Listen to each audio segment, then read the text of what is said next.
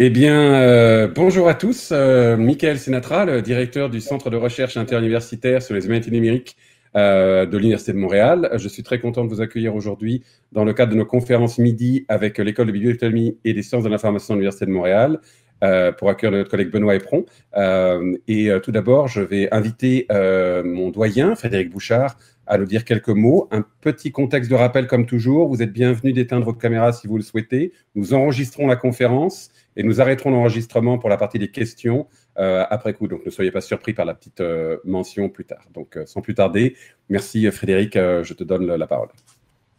Merci Michael. Donc, pour cette deuxième édition des conférences midi du CRIN, en partenariat avec une des unités de la Faculté des arts et des sciences où j'ai le plaisir de travailler, c'est en collaboration avec l'École de bibliothéconomie et des sciences de l'information que ce cycle de conférences a été organisé cette année. C'est Marie Martel de l'EBSI qui co-organise la série avec Michael Sinatra, qui vous présentera Benoît Éperon, l'invité de la conférence de ce midi, professeur associé à la Haute École de gestion de Genève. Monsieur Éperon nous donnera une conférence intitulée « De payer pour lire à payer pour publier, les accords transformants en bibliothèque académique ». Merci à Marie Martel et Michael Sinatra d'avoir organisé ces conférences et à Monsieur Éperon d'être avec nous aujourd'hui. Vous le savez, si vous êtes ici avec nous aujourd'hui, vous le savez déjà, mais on est très fiers des nombreuses expertises et compétences dans le domaine des humanités numériques qui se sont concentrées, je dirais, au sein de notre faculté, mais au Québec en général au cours des dernières années. Fait à souligner, c'est vraiment une concentration unique dans son ampleur et sa diversité dans le monde francophone. Autour de ces compétences, de nombreux projets institutionnels en humanité numérique ont vu le jour, que ce soit en édition numérique, en création d'outils et d'autres initiatives, à la fois en enseignement et en recherche. Outre le CRIN, notre faculté a lancé un chantier pour établir un carrefour en culture et création numérique qui a amorcé ses travaux, qui offre par ailleurs un cadre d'animation en recherche dans les disciplines liées aux cultures et aux créations numériques. Et donc, notre faculté est très active dans le domaine, mais souhaite surtout que l'ensemble de ces champs ait un plus grand essor au cours des prochaines années. Quelques exemples d'initiatives dans notre faculté au cours des derniers mois. Et là, ici, ça ne se veut pas exhaustif, c'est vraiment à titre d'exemple. D'abord, une nouvelle option doctorale en humanité numérique, que ce soit par ailleurs des travaux de recherche en muséologie numérique menés par nos collègues Christine Bernier et Emmanuel Château-Dutier, ou dans le domaine de la fouille de texte, les travaux, par exemple, de Dominique Forest. De plus, sous la direction de Michael Sinatra, nos travaux en humanité numérique vont avoir une dimension internationale renouvelée. En effet, 4 collègues de 4 départements différents ont obtenu une subvention pour développer un partenariat avec des collègues en France, en Allemagne et aux États-Unis. Bien sûr, si nous accordons autant d'attention à ces évolutions, c'est parce que c'est aussi notre société qui se transforme. On parle bien sûr des nouvelles technologies, des mégadonnées qui transforment nos connaissances, nos méthodes de travail, d'apprentissage, notre façon de traiter, d'organiser, diffuser l'information. Mais de manière plus générale, il faut en fait qu'on juge que ces nouvelles technologies transforment ou non, elles nous forcent à nous poser des questions fondamentales, disons, de manière renouvelée. Les conclusions seront variables, mais on peut quand même, je crois, de manière assez évidente, souligner que ce soit les aspects de nos vies, qu'ils soient culturels, les aspects sociaux, les aspects spirituels, matériels, les aspects économiques, peuvent et sont souvent impactés par ce mouvement de fond vers un plus grand rôle du numérique. Mais par ailleurs, nos réflexions montrent aussi que ce n'est pas tout qui change tout le temps. Donc, cette espèce de double mouvement, à la fois de souligner ce qui change et à la fois souligner ce qui ne change pas, fait partie, je dirais, de l'ensemble de nos réflexions, que ce soit en enseignement et en recherche, à la faculté et avec nos partenaires. Et donc, on est ravis de voir autour de ces thématiques l'ensemble des champs de recherche, que ce soit en lettres, sciences humaines, sciences sociales, avec nos collègues de sciences naturelles aussi, qui voit quelles sont les redéfinitions qui sont souhaitables, quelles sont celles qui ne le sont pas, et quelles sont celles qui seront nécessaires et quelles sont celles que nous devons repousser. Mais en quelque sorte, c'est une recherche-action où on s'intéresse à la fois à l'objet, mais aussi à transformer l'objet. Et ça, c'est quelque chose qui enthousiasme plus d'un de nos étudiants et un de nos chercheurs. Donc, je suis ravi de vous avoir avec nous ce midi. Comme chercheur-créateur, on doit essayer, sinon de prévoir les évolutions, de les accompagner ou de les guider. Et j'espère que la conférence de ce midi vous aidera et nous aideront dans cette réflexion. Donc, merci à vous toutes et tous et bonne conférence. Merci beaucoup, Frédéric, pour ton mot de bienvenue.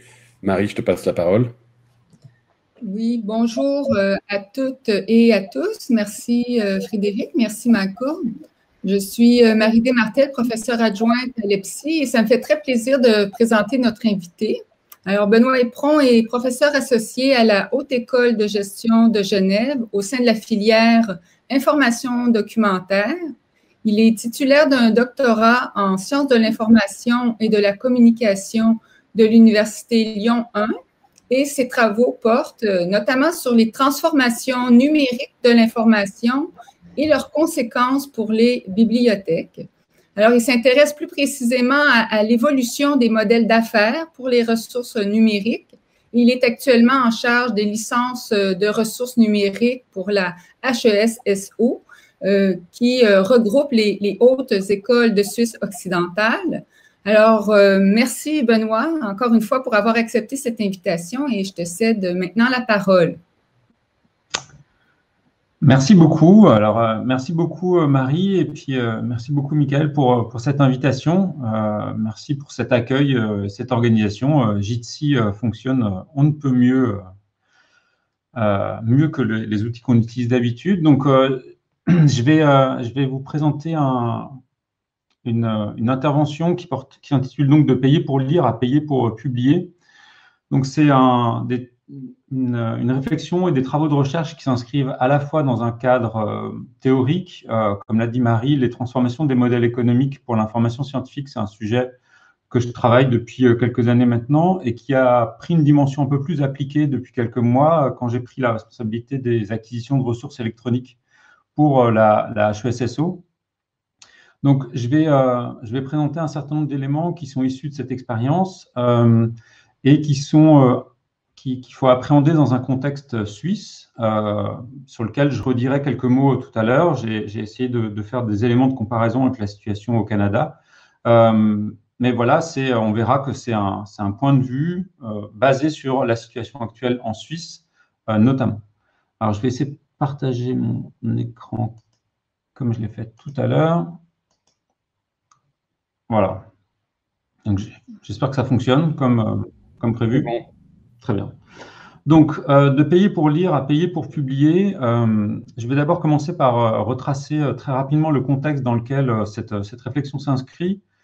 Donc, on a depuis toujours, je vais essayer de commencer par vous raconter une histoire, parce que c'est comme ça que c'est le plus simple pour expliquer les choses. Donc, il était une fois un chercheur qui cherchait et qui trouvait, qui modélisait ses résultats de recherche dans un article scientifique qu'il soumettait à une revue scientifique. Et comme c'est un bon chercheur et un bon article, cet article était retenu. Il était ensuite vendu sous la forme d'un accès à une bibliothèque académique qui reversait des espèces sonnantes et trébuchantes à cet éditeur pour ensuite pouvoir proposer à ses usagers, académiques, étudiants, chercheurs, un accès à ce contenu et donc mettre ainsi en œuvre une forme de circulation du savoir. Dans les différents maillons de cette chaîne, on voit qu'on a différents types d'acteurs, mais on a quelque chose qui est assez linéaire et qui était aujourd'hui une transposition assez basique du modèle d'abonnement aux revues scientifiques tel qu'on l'a connu depuis des décennies dans le monde de la publication scientifique, que ce soit pour des abonnements à des revues sur support papier ou pour des modèles numériques. On n'avait pas forcément un bouleversement du modèle d'affaires. Ce qui s'est passé, c'est qu'on a eu une évolution forte du contexte politique ces dernières années avec plusieurs points. Un premier point que vous connaissez sûrement, c'est la crise des publications en série et donc la croissance exponentielle des tarifs d'abonnement aux revues scientifiques depuis les années 90, qui coïncide avec donc cette explosion, coïncide avec le développement des formats numériques pour les publications scientifiques. Ce développement des formats numériques s'inscrit évidemment dans le contexte de développement de la micro-informatique des années précédentes, mais également la possibilité de mise en réseau introduite par le développement d'Internet. En réaction et sur la base de cette opportunité, on va dire, technologique, on voit émerger un développement d'une politique ou d'une idéologie ou d'une proposition qu'on va baptiser Open Access pour faire large, que j'illustrerai par ce graphique issu d'une publication assez récente sur le nombre d'articles publiés. Donc, ça, c'est un aspect sur lequel moi, je ne vais pas m'étendre, mais qui donne aussi lieu à pas mal de réflexions, c'est-à-dire cette explosion de la production académique, et sur la part des différents de ces articles qui sont en Open Access selon différents modèles. Et on voit ici qu'on a ce code couleur sur lequel je reviendrai très rapidement ensuite. Il n'empêche que depuis les années 2000, la question de l'open access est une question centrale, fondamentale pour l'ensemble de l'activité de publication scientifique. Ça s'inscrit également dans une logique politique d'incitation et d'obligation par les financeurs. L'exemple le plus évident, c'est la mise en place du plan S, soutenu par la coalition S, et dont le slogan est « Making full and immediate open access a reality ». Donc, l'objectif est bien de faire en sorte que les travaux de recherche financés par des fonds publics soient librement et immédiatement accessibles en open access. C'est devenu quelque chose qui s'est inscrit dans le débat politique et qui s'est traduit sous forme de cadre législatif dans un certain nombre de pays. Et donc, une fois qu'on a pris en compte tous ces éléments, on voit émerger la nécessité de trouver de nouveaux modèles qui puissent répondre à la fois à cette opportunité de publication au format numérique, ce développement de l'open access et pour répondre aux incitations ou voire l'obligation mise en œuvre par les financeurs publics. Cette évolution du contexte politique, elle donne lieu à une complexification un peu du modèle que je vous présentais tout à l'heure. On a, donc ça c'est un graphique issu d'un arbre pas un arbre décisionnel, un arbre d'évaluation qui est issu d'un blog et qui donc permet de dire, voilà, est-ce que la publication est en open access? Non, donc c'est dans un format clos. Oui, donc c'est dans un format open. Et ensuite, selon les différentes modalités, on a une déclinaison des différents types de modèles sur lesquels je vais revenir ensuite, gold, green, bronze, hybride. Donc on voit qu'on a eu quelque chose qui est passé d'un modèle très linéaire à quelque chose de beaucoup plus complexe. Cette évolution, elle a amené globalement à une complexité croissante pour l'ensemble des acteurs et des parties prenantes, que ce soit pour les éditeurs, quelle que soit leur taille ou leur discipline, que ce soit pour les chercheurs et les auteurs, mais également pour un autre type d'acteurs qui est les bibliothèques, qui du coup doivent retrouver une place dans ce nouveau contexte et réinventer un peu leur modèle. Donc si je reviens à mon histoire de « Il était une fois », on avait donc ce modèle existant. La première chose qu'on a vu arriver, c'est ce modèle-là. Donc c'est un modèle green open access qui, moyennant des conditions sur lesquelles je ne vais pas revenir en détail, permet à un chercheur de déposer sur un dépôt institutionnel ou un repository son travail de recherche, moyennant soit un accord de l'éditeur, soit une durée d'embargo qui peut être plus ou moins importante. Dans ce modèle-là, on voit déjà qu'on a doublé, on va dire, les points d'accès pour le chercheur à la ressource de type article scientifique ou publication académique. C'est-à-dire qu'il a la possibilité d'y accéder via sa bibliothèque, mais également la possibilité d'y accéder via un autre type d'acteur qui n'existait pas jusqu'à présent, qui est le dépôt institutionnel, avec des statuts très différents, des contextes très différents. En France, il y a une archive institutionnelle extrêmement centrale et importante qui est HAL. Ce n'est pas du tout le cas en Suisse, où on en a plusieurs. On en a qui sont orientés d'un point de vue discipline, il y en a qui sont orientés d'un point de vue institutionnel. C'est un type d'outil ou un type d'acteur nouveau, mais qui mobilise et met en tension plusieurs enjeux. Un enjeu de visibilité institutionnelle, notamment le fait que les universités aient leur dépôt institutionnel est aussi une façon de donner accès de mettre en avant les publications de leurs chercheurs. Et puis, c'est des infrastructures, on va dire, qui deviennent extrêmement importantes et dont les coûts et les frais de maintenance posent, voilà, question de savoir comment assurer leur pérennité à moyen et à long terme. Il y a un deuxième type de modèle qui a émergé plus récemment et donc qui a pris une importance une place plus importante ces dernières années, donc c'est le OA doré. Donc on avait le modèle classique que je vous évoquais et on a eu ce modèle OA doré qui consiste à déplacer la transaction financière et à faire en sorte que le chercheur, via son université ou son laboratoire ou son financeur institutionnel, paye directement la plateforme d'édition ou l'éditeur pour ensuite rendre l'article accessible à n'importe quel chercheur via un modèle Gold-OA.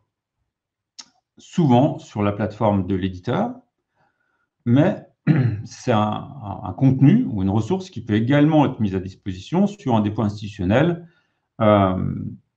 moyennant voilà, un certain nombre d'accords sur lesquels, encore une fois, je ne vais pas revenir en détail. Mais cette transformation du modèle, elle est extrêmement importante parce qu'elle fait glisser le mode de financement de l'amont vers l'amont de la chaîne.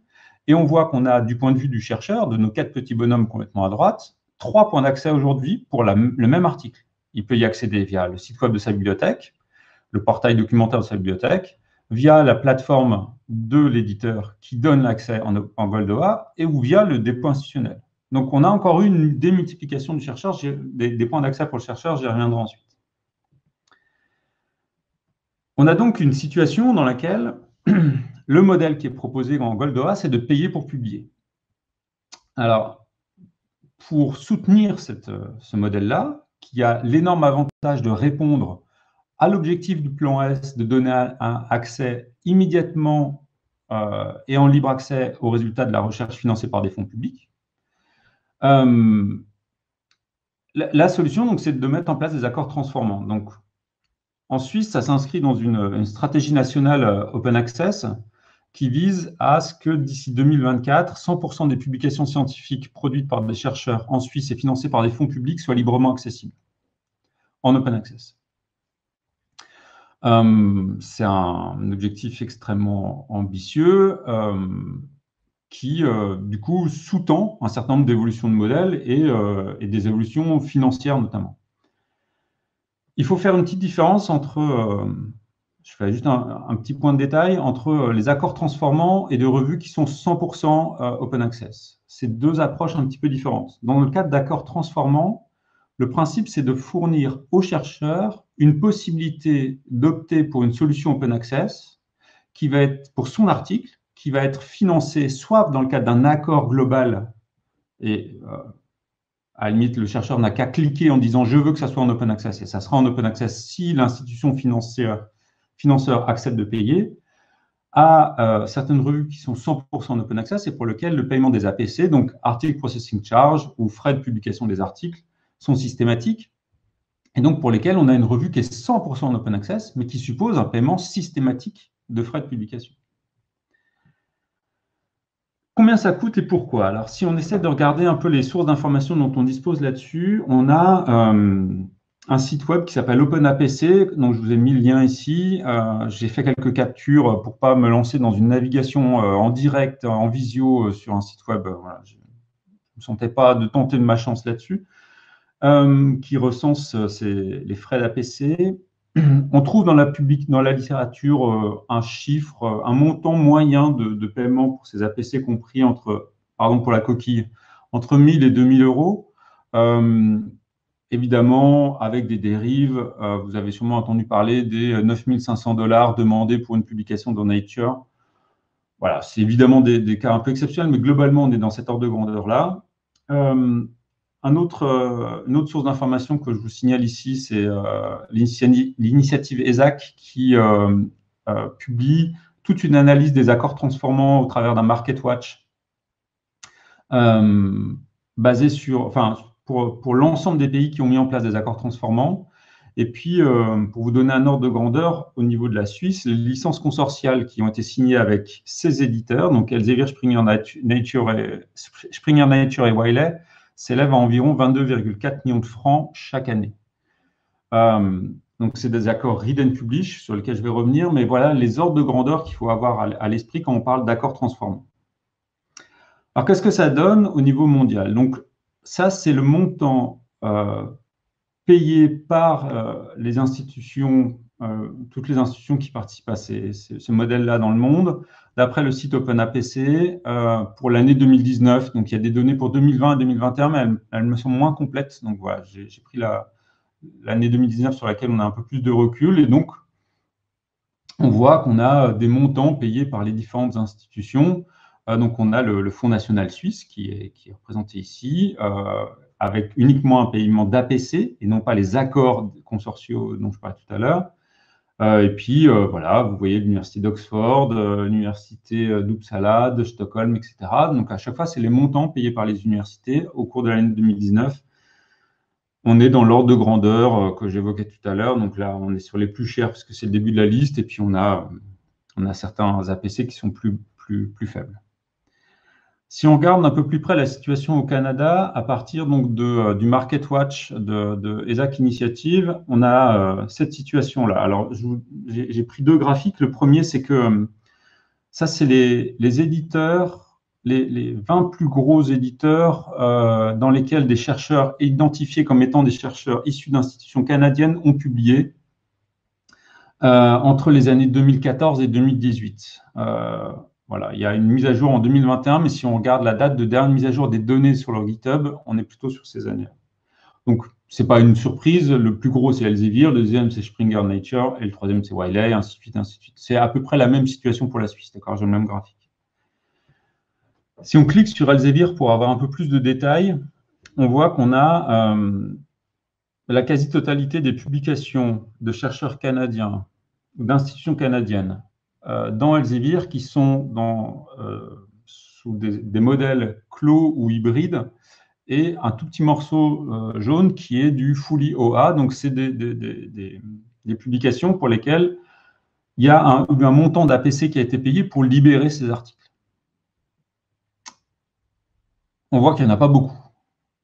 Voilà, c'est le moins qu'on puisse dire. C'est-à-dire que les autres, c'est des publications classiques auxquelles on accède parce que la bibliothèque a payé la licence d'abonnement, ou on n'accède pas si elle n'a pas payé. Ah oui, j'aurais dû faire un petit point au départ que j'ai oublié. Mon analyse, elle se base sur la situation actuelle des modèles dits légaux d'accès aux publications scientifiques. D'accord? Je sais bien qu'il existe d'autres modalités d'accès aux publications scientifiques. SciHub en est une, d'autres. Le mail à un collègue abonné dans une bibliothèque partenaire, ce qu'on appelle du prêt entre bibliothèques gris, on pourrait qualifier ça comme ça. Mais voilà, restons dans le cadre des modèles officiels, entre guillemets.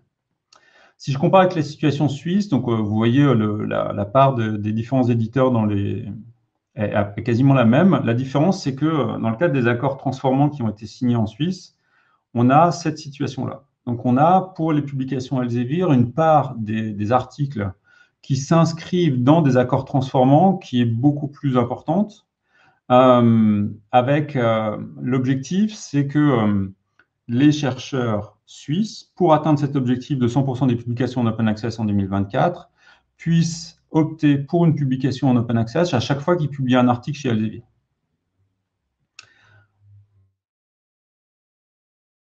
C'est un objectif qui a évidemment un coût, et d'où le montant des licences que j'évoquais précédemment. Alors, est-ce que c'est un phénomène important? Donc, ça, c'est le nombre d'accords transformants qui ont été mis en œuvre depuis donc 2014 jusqu'en 2021, qui sont recensés, mais qui sont dans l'inventaire fait par l'initiative ESAC. Et la taille des carrés orange correspond au nombre d'articles concernés. Donc, on est quand même sur des volumes qui restent, voilà, 116 000 articles concernés, ce n'est pas non plus la majorité des publications aujourd'hui, mais on voit que c'est quelque chose, en tout cas, qui a pris une ampleur extrêmement importante, parce qu'encore une fois, la volonté politique est de dire on veut rendre accessible en open access l'ensemble des publications des chercheurs qui sont financés par nous, pouvoirs publics, trouvez-nous une solution. La solution la plus évidente, c'est du Gold Open Access. Voilà.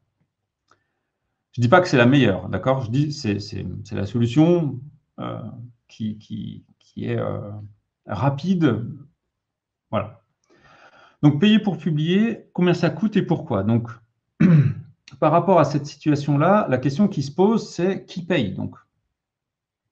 Qui paye ces frais? Alors,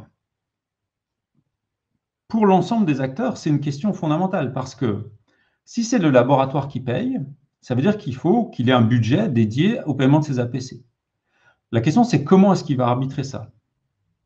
Il va dépenser, puiser, à chaque fois qu'un chercheur du labo ou de l'équipe va venir voir en disant « j'ai une publication dans telle revue, c'est 1 500 € ou 2 000 $ pour accéder, pour la mettre en open access », qui paye? Est-ce que le laboratoire peut absorber ça? La question qui se pose ici, clairement, c'est est-ce que c'est aux bibliothèques de payer ça?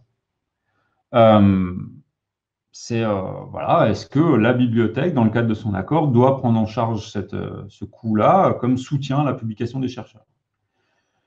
Est-ce que c'est les financeurs de la recherche? En Suisse, c'est une approche qui a été retenue. Donc, le consortium, les accords consortiaux qui sont signés en Suisse mettent vraiment en avant cette logique de dire c'est le financeur de la recherche qui prend une bonne partie à sa charge ses frais de publication.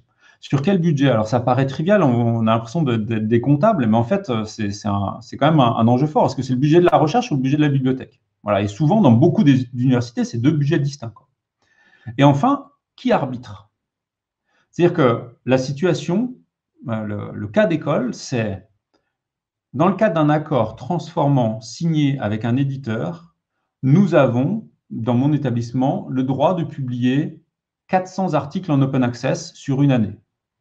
La question, c'est, en mois de décembre, on a atteint ces 400 publications. Un chercheur a une publication acceptée, il souhaite la publier en open access, il demande donc que ce soit pris en charge. On lui dit, non, désolé, on a atteint le quota, donc soit tu payes 2000, soit c'est l'année prochaine. Et donc, c'est compliqué parce qu'en fait, il y est pour rien, ce chercheur-là. C'est juste qu'il arrive le dernier, quoi. Donc, qui arbitre? Est-ce que la bibliothèque a la légitimité pour dire non, t'es gentil, mais l'année dernière, on t'en a payé 2, donc cette année, ça ne sera pas pour toi, ça sera pour quelqu'un d'autre. Voilà, sur quelle base? On voit tout de suite que ça pose un certain nombre de questions. J'aimerais attirer votre attention sur un certain nombre de biais de lecture de la situation actuelle au travers des sources de données que je vous ai mentionnées au départ. Donc, il n'y en a pas beaucoup d'autres. Voilà, c'est une littérature. Enfin, il n'y a pas énormément de. C'est un domaine sur lequel les accords ne sont pas publiés avec l'ensemble des données. Enfin, voilà, il y a plein de limites.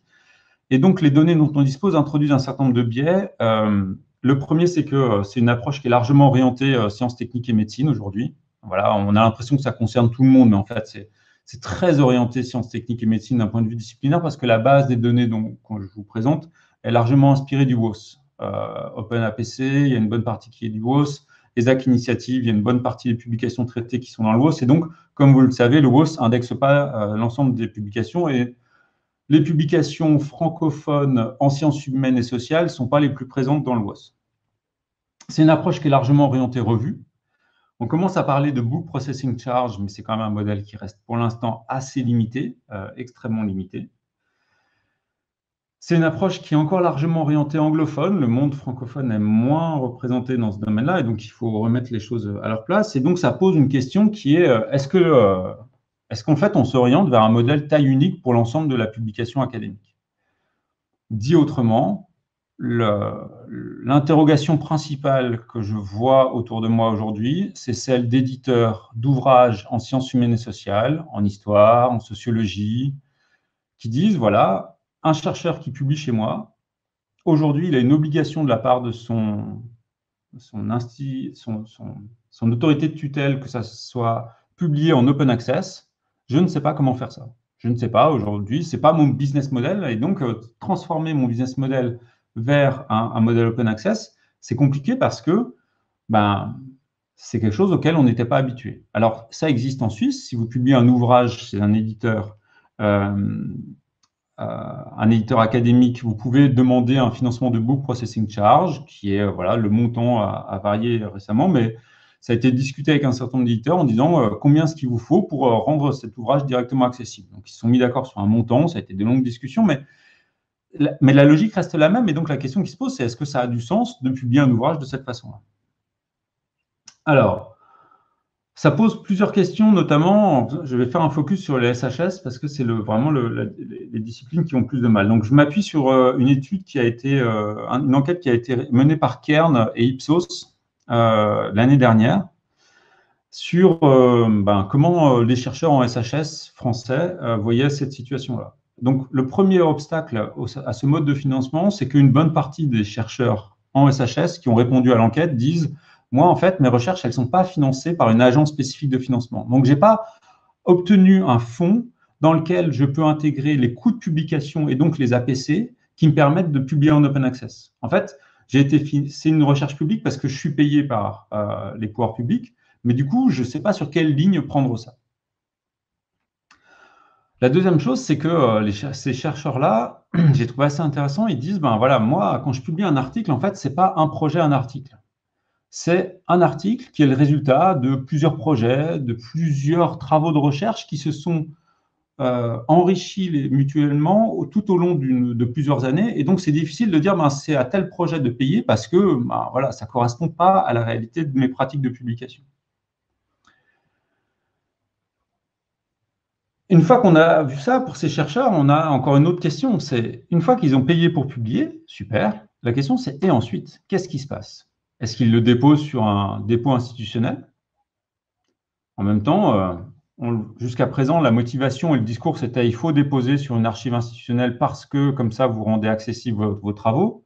La réponse des chercheurs, c'est de dire bah, c'est déjà accessible, c'est sur le site de l'éditeur en open access puisque j'ai payé des APC. Ou on est dans un cadre d'un accord read and publish. Ça suppose un modèle économique de l'éditeur, ce que je disais tout à l'heure pour les ouvrages en SHS. Et est-ce que ça marche pour tous les formats de publication? Si on prend une école, par exemple, d'art et design, comme la Haute École d'art et design qu'on a pas loin de chez nous à Genève, une partie des publications, enfin des travaux, on va dire des résultats des travaux de recherche qui sont menés, c'est ni des articles ni des ouvrages. Ça peut être des œuvres, ça peut être des performances, ça peut être des captations, ça peut être des choses comme ça. Et là-dessus, on ne sait pas encore comment ça fonctionne. Ensuite, une autre question qui se pose, c'est celle des métriques. Comment est-ce qu'on va évaluer les chercheurs par rapport à ça? Alors, ici, la logique, c'est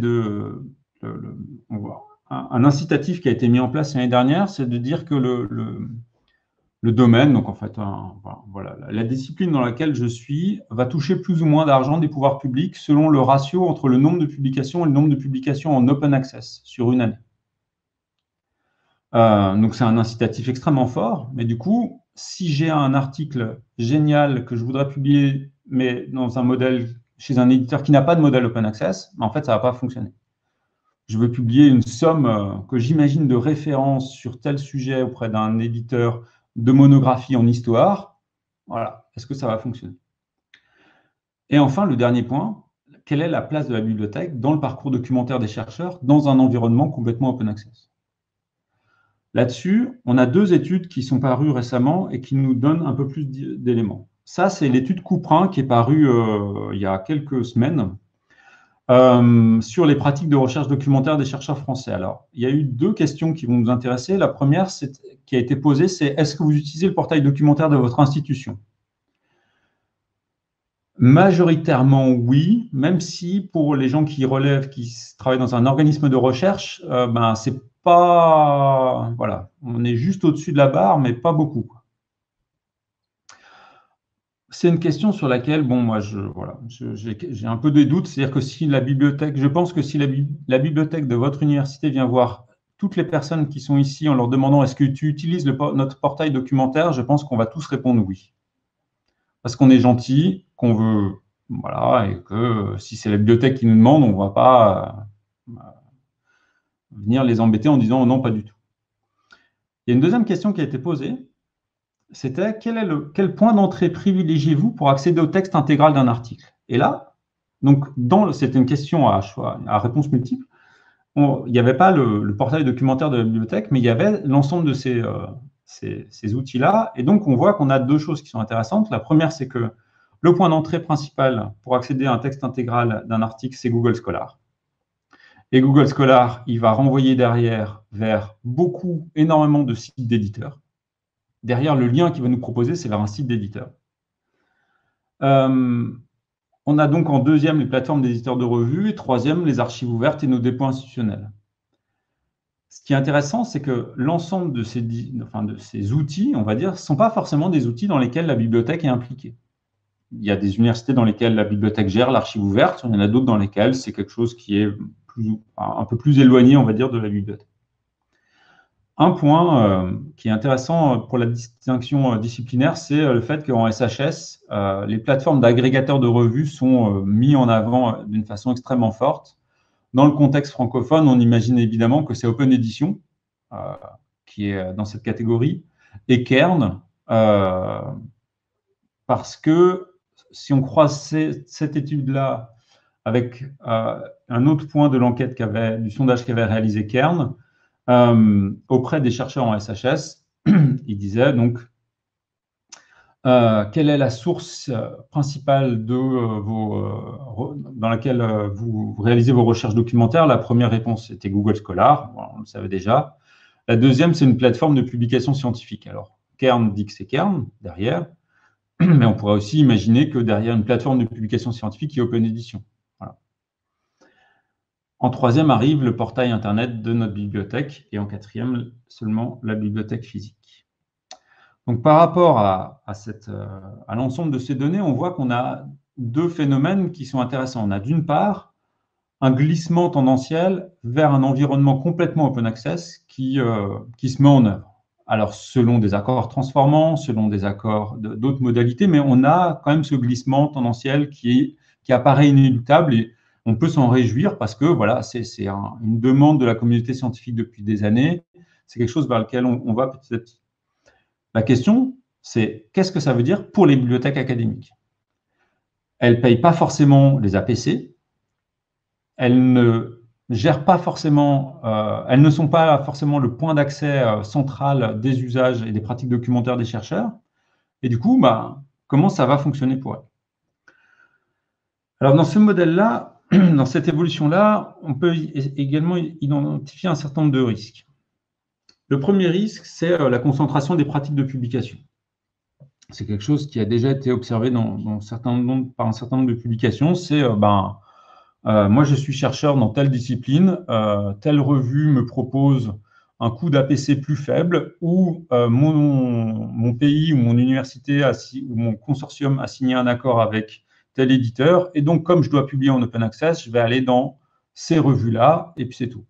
Alors, on peut dire que c'est un incitatif pour que les revues fassent évoluer leur modèle, mais en même temps, ça induit une forme de critères financiers ou pseudo-financiers dans le choix des espaces de publication des chercheurs. La deuxième chose, c'est que c'est un modèle, ce modèle Gold-OA, en fait, qui ne génère pas d'économie. C'est-à-dire, factuellement, aujourd'hui, c'est un modèle qui ne génère pas d'économie. C'est-à-dire qu'on peut... Je ne dis pas que c'est un mauvais modèle, je dis que c'est un modèle qu'il faut choisir, non pas pour son intérêt financier, et on peut le choisir pour son intérêt de diffusion de la recherche, pour son intérêt de visibilité, pour un intérêt de tout ce qu'on veut, mais aujourd'hui, ce n'est pas un intérêt financier qui doit guider ce modèle-là, parce que les accords Gold-OA ne font pas baisser le coût global de la licence. Ça induit également une forme de barrière financière à la publication. Alors, c'est notamment vrai pour des pays dans lesquels ces coûts-là peuvent être considérés comme complètement rédhibitoires pour les chercheurs. Et donc, induire une forme de discrimination, on va dire, qui permettrait à certains pays d'être plus visibles dans cet environnement open access parce qu'ils ont les moyens de mettre en avant ou de payer les frais liés à ces publications. Ce qu'on a pu observer également, c'est un phénomène assez intéressant, c'est-à-dire que quand vous publiez un article à plusieurs, issu d'une collaboration internationale, on a eu quelques cas, discuter un peu en tête-à-tête avec des chercheurs ici, ça serait bien qu'on publie dans telle revue. Donc, imaginez-vous la scène, 3 ou 4 chercheurs et chercheuses rassemblés en visio, qui discutent où est-ce qu'ils vont soumettre le papier issu de leur travail. Et donc, il y en a un qui dit, moi, je veux bien le soumettre ici. On a un accord Read and Publish, ça sera en open access, mais par contre, il faut que je sois premier auteur. Parce que, vu que c'est mon université qui paye, le critère pour que l'article soit accepté, c'est que moi, je sois premier auteur. Et donc, on voit comme ça une forme de deal qui se fait en disant, bah, si on veut que l'article soit publié en open access, c'est toi qui vas être premier auteur parce que ton université a signé un accord et donc on va pouvoir publier l'article directement. Donc ça, c'est assez intéressant parce qu'on voit que le chercheur répond à l'injonction qui est tes publications doivent être en open access, ça fonctionne. Et puis, à un moment, la solution, c'est de dire qui a passé un accord pour que notre article soit en open access. Toi, OK, du coup, c'est toi, donc c'est toi le corresponding author qu'on va mettre derrière. Enfin, le dernier point là-dessus, c'est une problématique un peu géopolitique de la publication scientifique. Ghislaine Chartrand a donné une conférence il y a quelques semaines dans laquelle elle revenait largement sur cette dimension. C'est la France, par exemple, incite beaucoup moins que la Suisse à la mise en œuvre d'accords transformants et de mode Gold Open Access.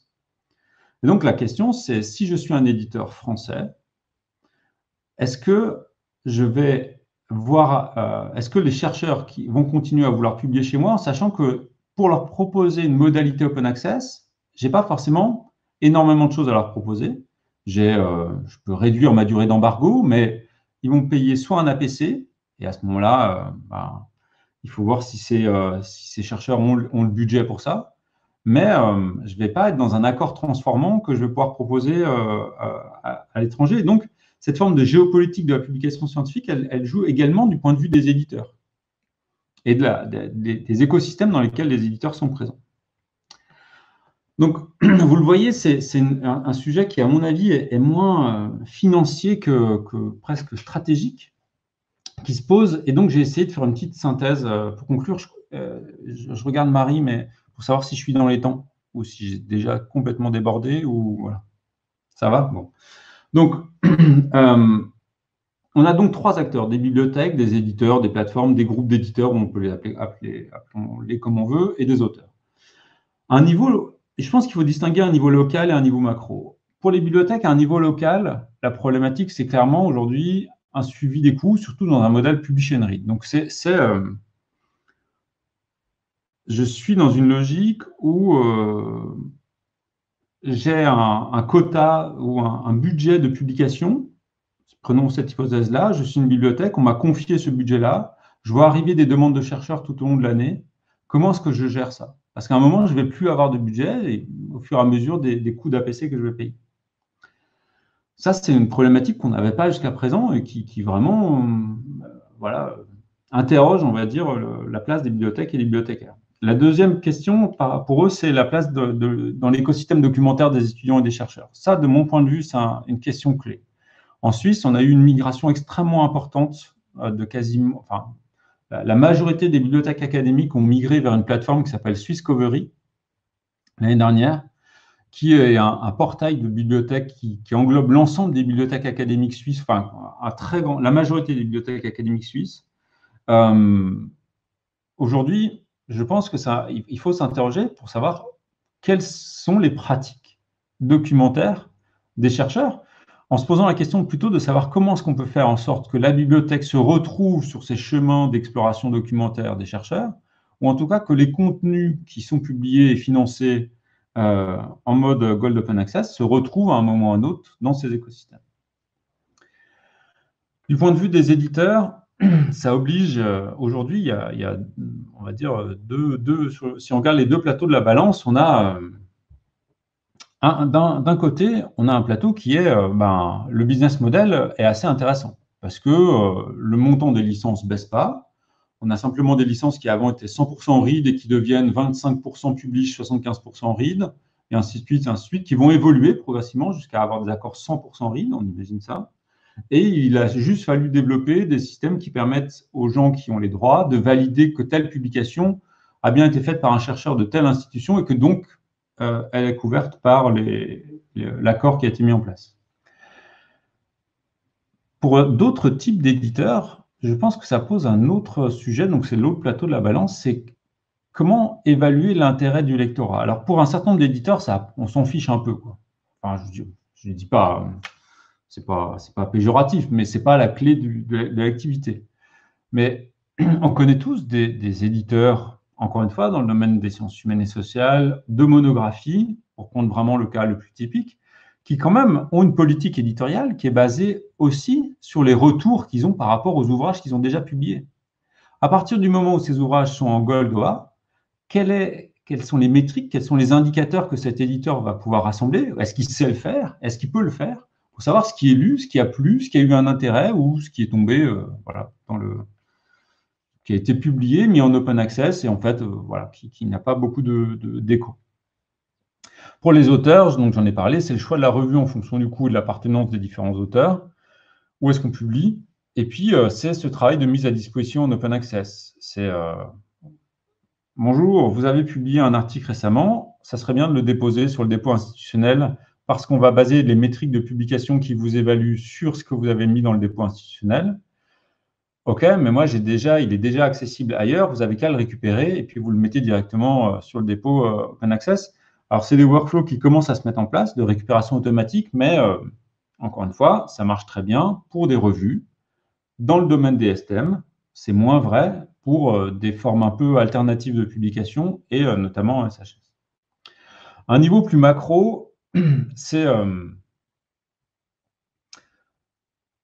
la licence aujourd'hui, elle a un montant et ce montant, il est calculé, la base de calcul du montant de la licence, c'est en grande partie les montants qui étaient payés les années précédentes. À partir du moment où, en fait, cette licence, elle permet principalement de payer des droits de publication, la question, c'est comment est-ce qu'on répartit ce coût-là?